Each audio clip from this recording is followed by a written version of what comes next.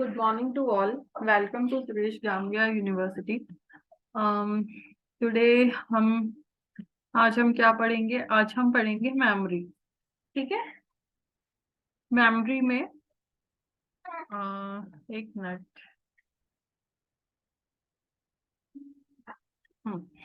Memory. ठीक है. Types of memory.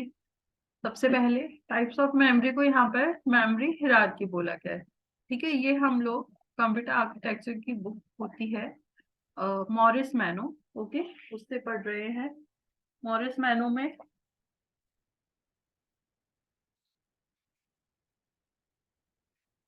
ठीक है. अब what is memory hierarchy? The memory unit is an essential component in any digital computer since it is needed for storing programs and data. ठीक है. तो हमको पता ही है भाई मेमोरी की जरूरत क्यों होती है. तो कंप्यूटर की बात कर रहे हैं हम, डिजिटल सिस्टम की बात कर रहे हैं. लेकिन अगर हम ह्यूमन बीइंग की भी बात करें तो भाई वो कहाँ अपना डेटा या अपनी सारी चीजें कहाँ स्टोर करता है? मेमोरी के अंदर. ओके. तो वही वाली चीज है. डिजिटल डिवाइस या कंप्यूटर की बात करें तो this is needed for storing programs and data. Okay. A very small computer with a limited application may be able to fulfill its intended task without the need of additional storage capacity. ठीक है. Most storage purpose computers would run more efficiently if they were equipped with additional storage beyond the capacity of the main memory. There is just not enough space in one memory unit to accommodate all the programs used in a typical computer. Moreover, most computers users accumulate and continue to accumulate large amount of data processing software. Okay.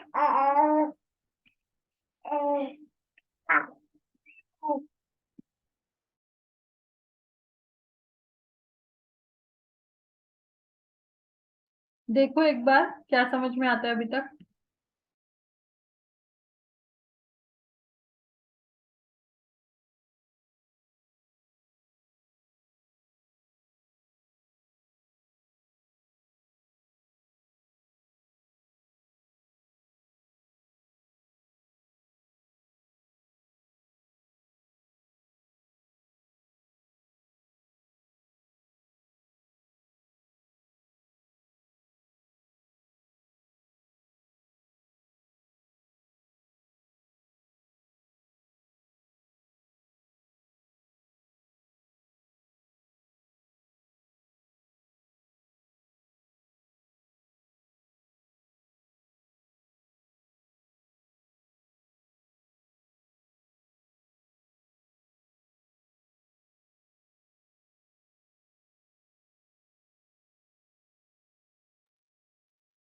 आया समझ में?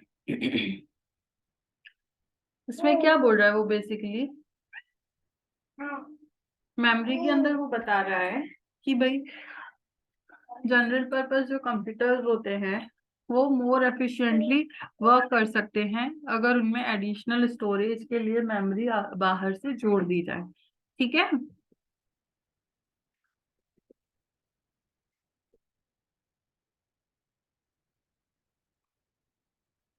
The memory unit that communicates directly with the CPU is called the main memory. ठीक है.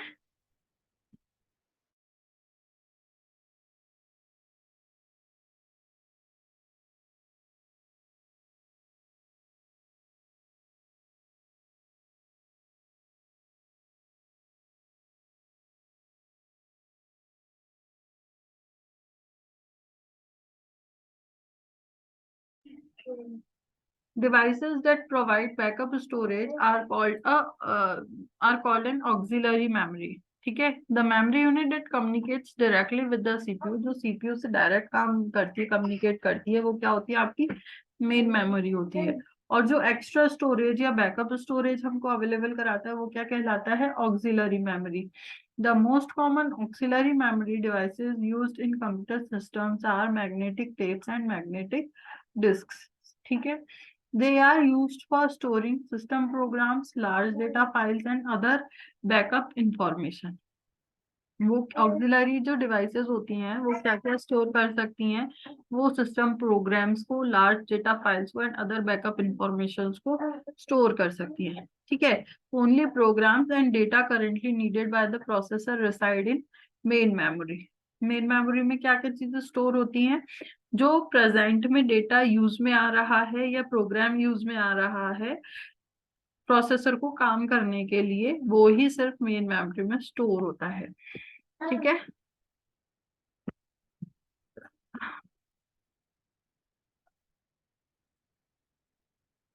All other information is stored in auxiliary memory and transferred to main memory when needed. ठीक है।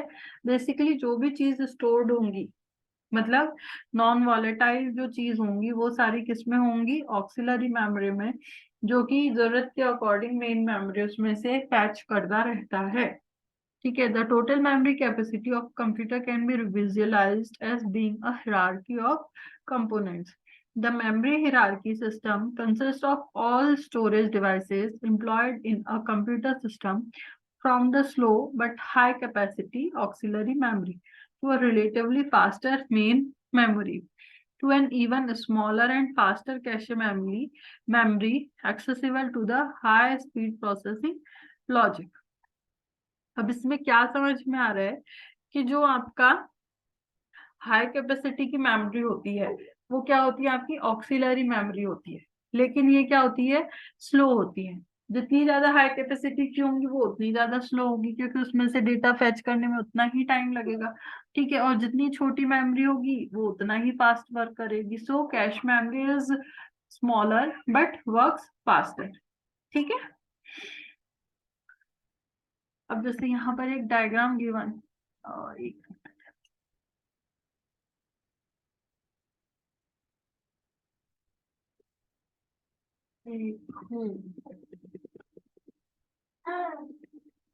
हम्म, ये अपने को एक डायग्राम गिवन है। ठीक है। यहाँ पर main memory, sorry memory hierarchy हमको गिवन है।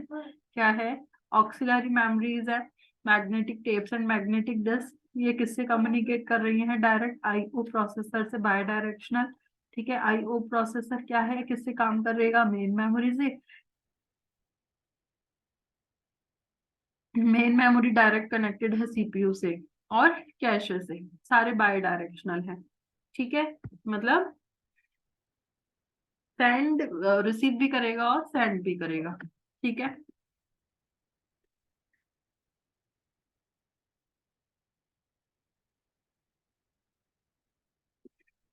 देखा हमने क्या है, at the bottom of the hierarchy are the relatively slow magnetic tapes used to store removable files.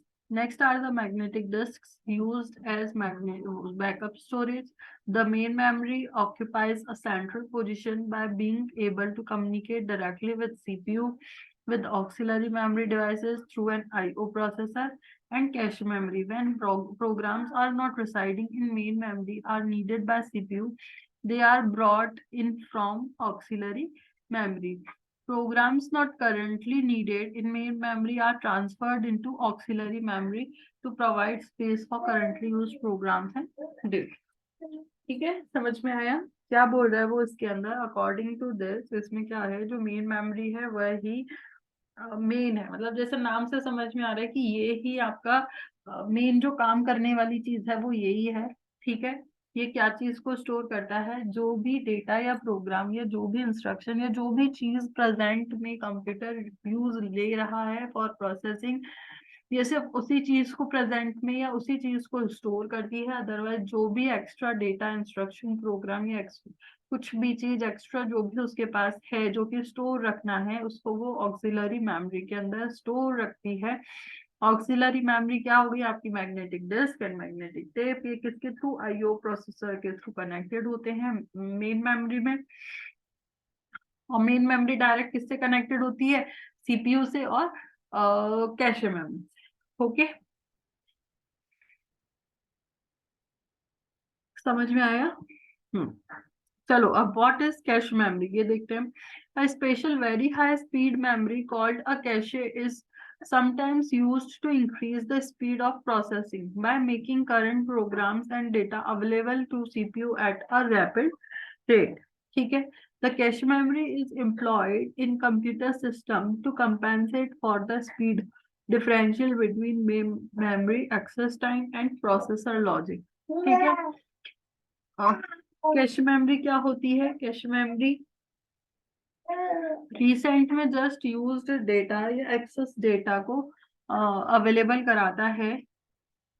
ठीक है. जिससे क्या होता है, जो स्पीड है वो बढ़ जाती है, डेटा या प्रोग्राम को फैच करने में टाइम कम लगता है. ठीक है. क्या है? Cache memory is employed in computer system to compensate for the speed differential between main memory access time and processor logic. ठीक है. CPU logic is usually faster than main memory access time.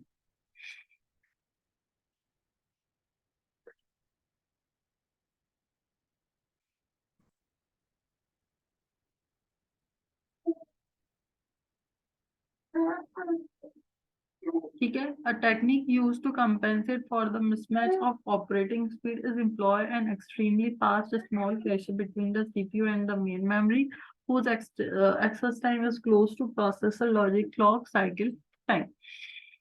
So क्या है? Overall क्या होगा?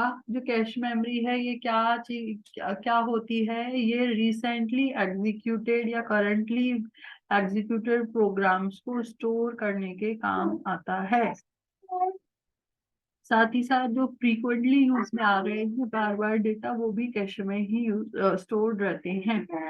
The cache is used for storing segments of programs currently being executed in the CPU and temporary data frequently needed in the present calculations. ठीक है.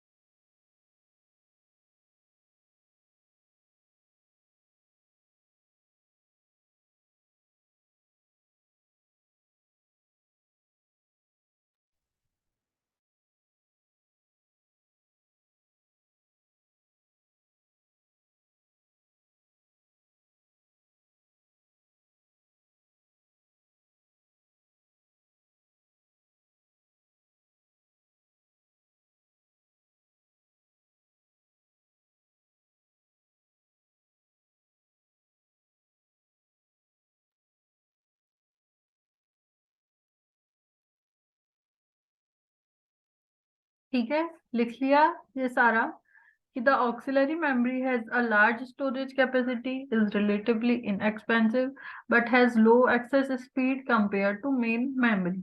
ठीक है, the cache memory is very small, relatively expensive, and has very high access speed. ठीक है, क्या हुआ, जैसे ही आप storage capacity बढ़ाओगे,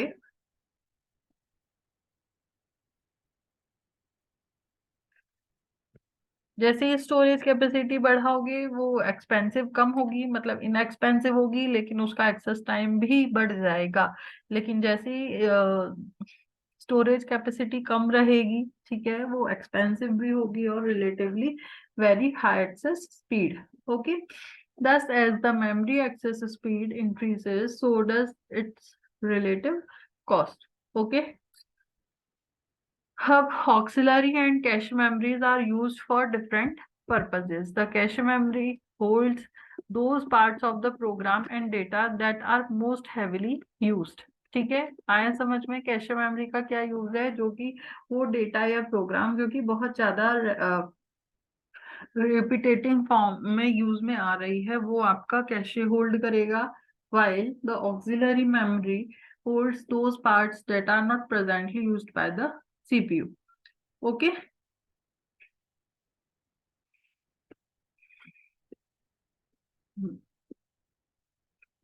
now multi programming, what is multi programming, ये नया टॉपिक नहीं है, इसी में ये एक छोटी सी डेफिनेशन लिख लीजिए। Many operating systems are designed to able the CPU to process a number of independent programs concurrently.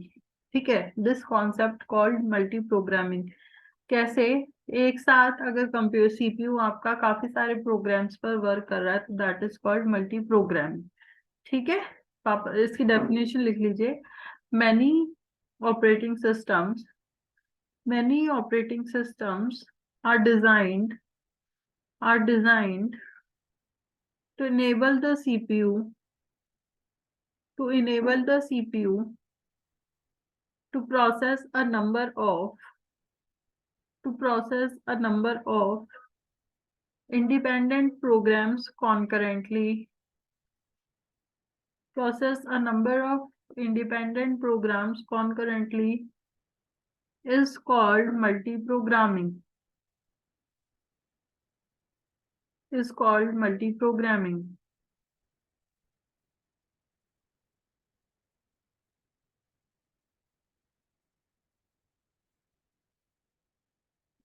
ठीक है, for example, suppose that a program is being executed suppose that a program is being executed in the CPU and an IO transfer is required.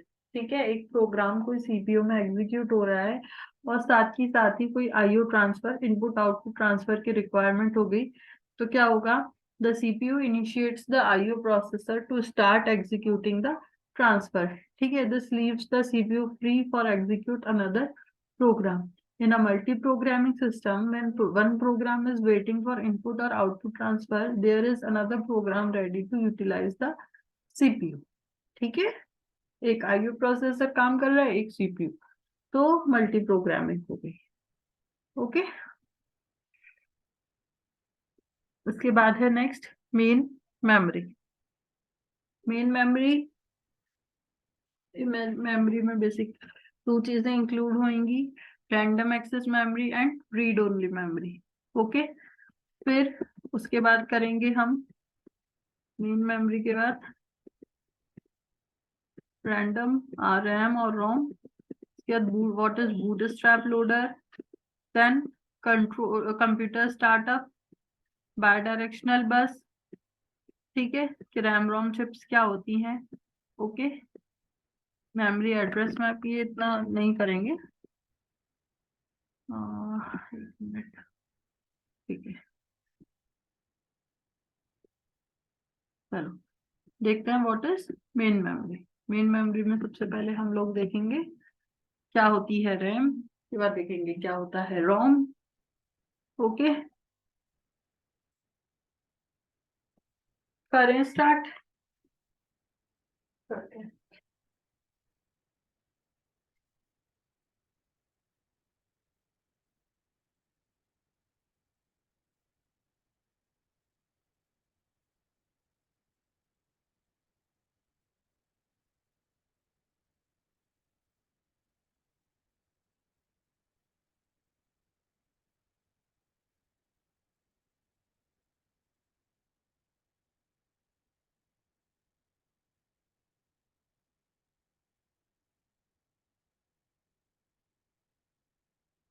The main memory is the central storage unit.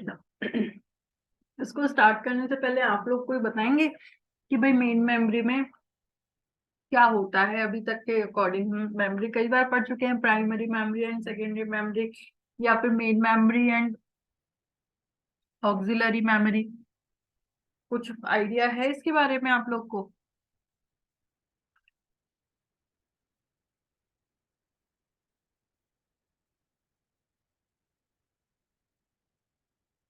कुछ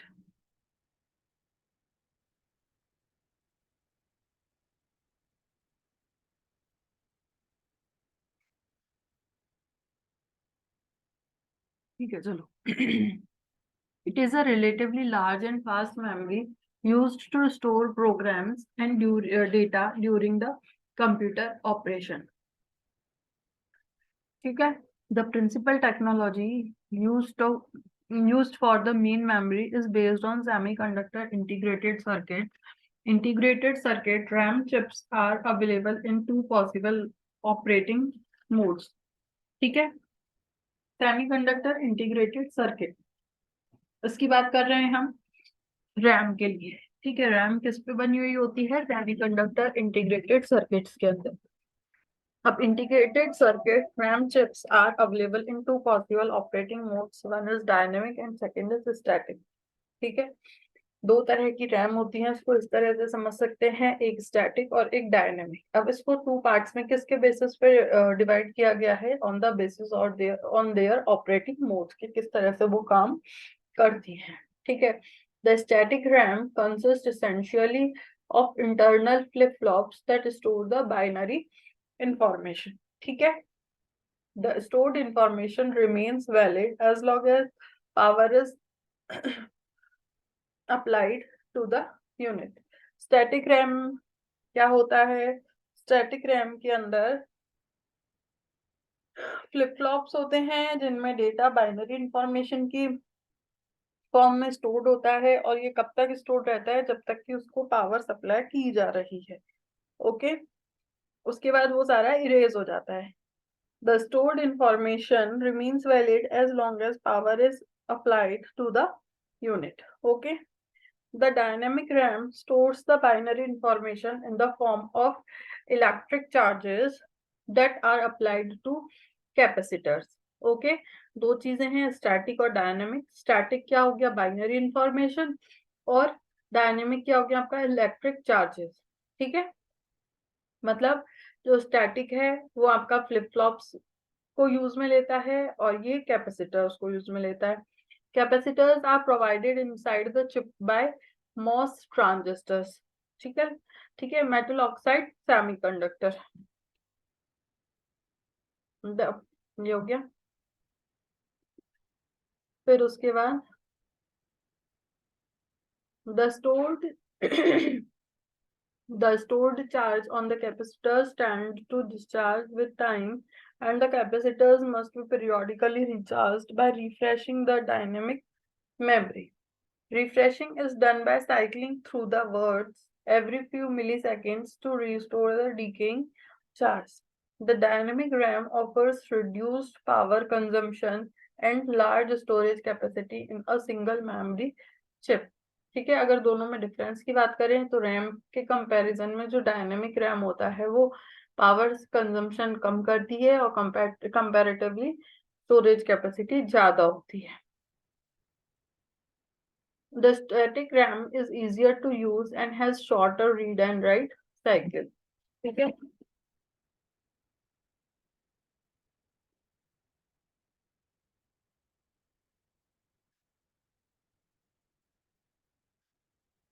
RAM was used for RAM was used to refer to a random access memory, but now it is used to designate a read-write memory to distinguish it from a read-only memory. Through ROM is also known as random access. ठीक है, RAM is used for storing the bulk of programs and data that are subject to change, मतलब जो कि change होने हैं। ठीक है, ROM is used for storing programs that are permanently resident in the computer, and for tables of constants that do not change in the value once the production of the computer is completed. ठीक है, ROM जो है उसको at the time of production he write कर दिया जाता है, लेकिन जो RAM है वो present में working programs को ही fetch करती है सिर्फ. ठीक है, ROM portion of main memory is needed for storing the initial program called a bootstrap loader. ठीक है, जो बूटस्ट्रैप लोडर नाम का एक प्रोग्राम होता है वो भी रोम में ही स्टोर्ड होता है. ठीक है, the bootstrap loader is a program whose function is to start the computer software operating system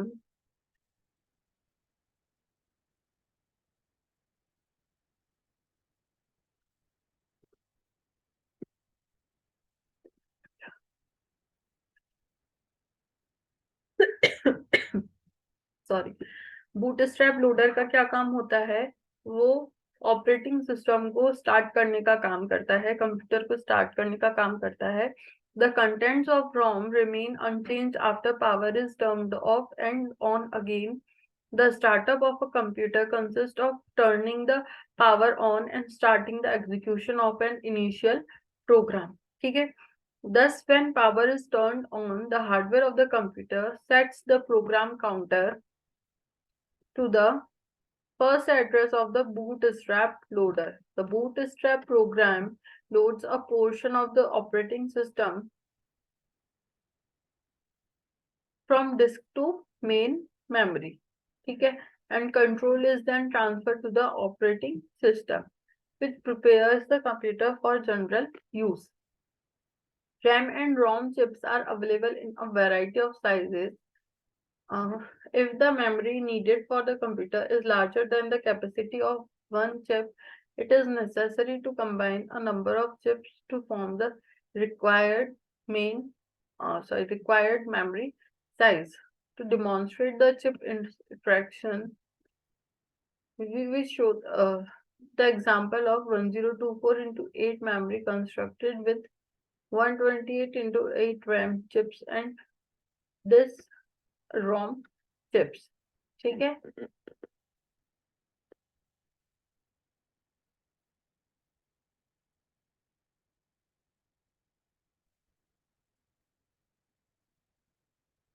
ठीक है, अब RAM and ROM chips. Chip तो समझ में आ गई होगी ना भाई, वो खाने वाली चिप्स नहीं है यहाँ पे. देखो RAM चिप के अंदर क्या क्या चीजें आती हैं.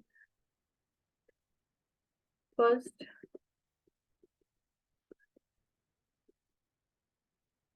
वेरियस पेन्स हैं. फर्स्ट है ब्लॉक डायग्राम, इसमें क्या है 128/8 RAM है. क्यों है ये,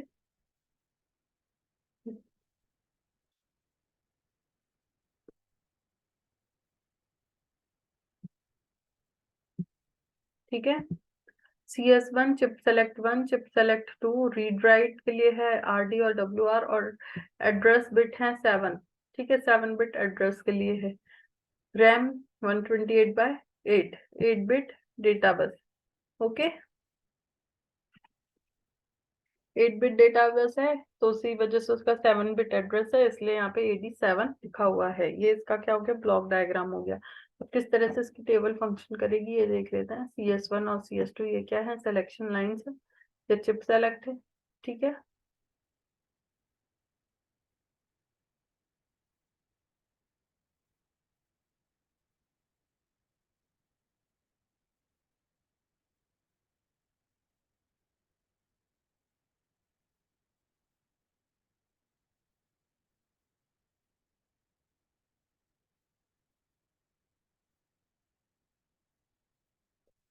बना रही फंक्शन टेबल.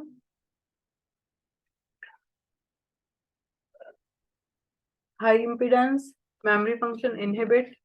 ठीक है, राइट करना होगा तो राइट में 1 हो जाएगा, रीड करना होगा तो रीड वाले पार्ट में 1 हो जाएगा. ठीक है, output data from RAM, input data to RAM. ठीक है, और हाई इम्पीडेंस में कोई वर्किंग नहीं हो पा रही है. ठीक है, ये बना लीजिए आप लोग, 1 मिनट तो करेंगे बाद में। पहले आप ये दोनों डायग्राम बना लो, इससे तो बना लिया होगा।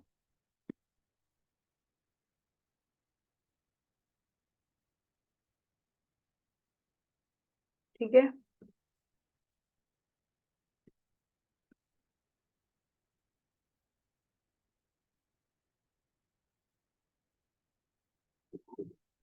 the read and write inputs, especially the memory operation and the two chip select CS control inputs are for enabling the chip only when it is selected by the microprocessor. ठीक है, the availability of more than one control input to select the chip facilitates the decoding or the address lines when multiple chips are used in the microcomputer. ठीक है,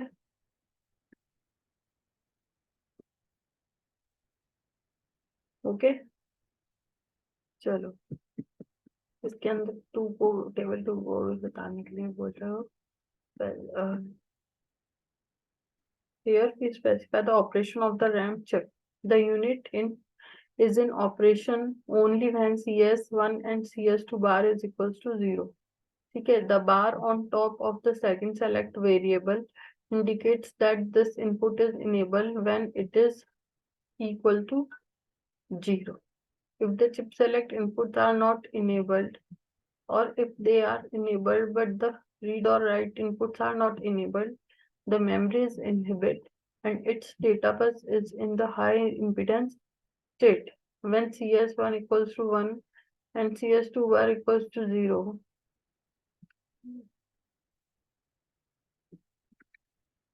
the memory can be placed in a write or read mode. When the write input is enabled, the memory stores a byte from the data bus into the location specified by the address input. ठीक है, read write enable होंगे जब इनका operation करना होगा। Okay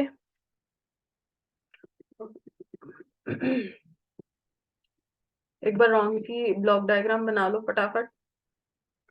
ये कितना है, 512 इंटू 8, CS1 CS2 बार एड्रेस लाइन 9 है, 9 बिट एड्रेस के लिए 8 बिट डेटा आउटपुट आएगा।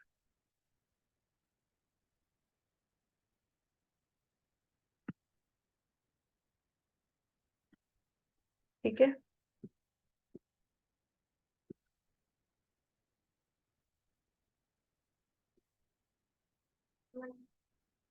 उसके बाद हम करेंगे ऑक्सिलरी मेमोरी। ऑक्सिलरी मेमोरी को हम करेंगे अब नेक्स्ट क्लास। ओके, ये मेमोरी मैपिंग अभी इतनी कोई नीड नहीं।